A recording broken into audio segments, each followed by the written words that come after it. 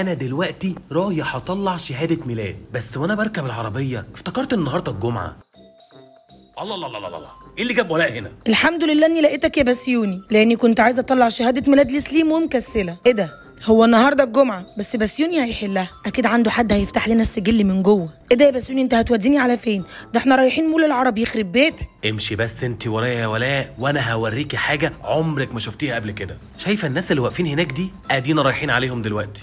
مالهم الناس دول يا بسيوني؟ دول واقفين يسحبوا فلوس من المكنه، انا عايزه اعمل شهاده ميلاد للواد. لا ما انا هفهمك، ما اصل دي مش مكنه ATM، دي مكنه السجل المدني الذكيه، شغاله 24 ساعه. وانا يا ولاء هبدا الاول بيان على المعلم واوريكي بتشتغل ازاي.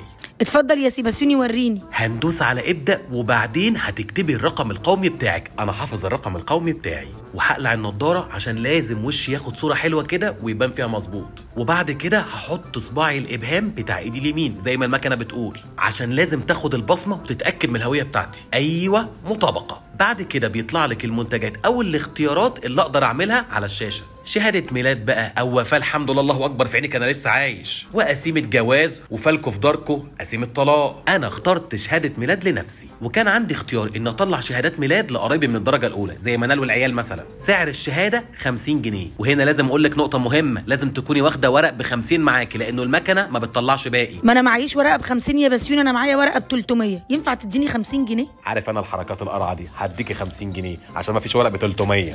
المهم في ثواني دخلتي ال50 جنيه من هنا، شهاده الميلاد طلعت لك في المكنه من تحت. يلا ولا بقى دورك، جربي وريني اتعلمتي حاجه ولا لا. اديني اهو دخلت الرقم القومي وبعدين البصمه. كان عايز مني ان ادخل الاسم وادخل تاريخ الميلاد. استر عليا يا بسيوني، انا نسيت تاريخ ميلاد الواد. يا ستي ركزي وانت هتفتكريه، ده زي ابنك برضه. يلا حطي ال50 جنيه عشان الشهاده تطلع.